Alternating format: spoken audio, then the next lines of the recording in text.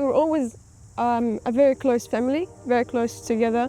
We supported each other. My parents did everything for us. We were in New Plymouth first, then we moved to Hamilton.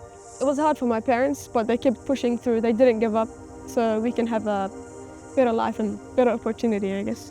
It was hard for them, and my dad was under a lot of stress actually.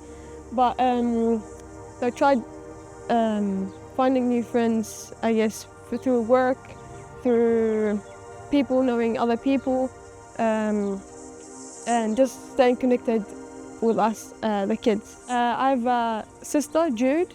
She's 17, and a brother, Rashid. He's 14.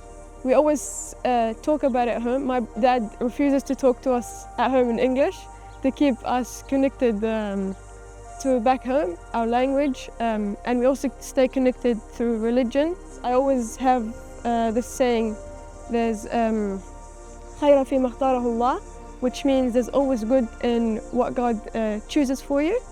I just keep that in my brain, the back of my brain, just to keep me going. As a Muslim, you always got to be positive in every situation out there. New Zealand is a beautiful, beautiful country.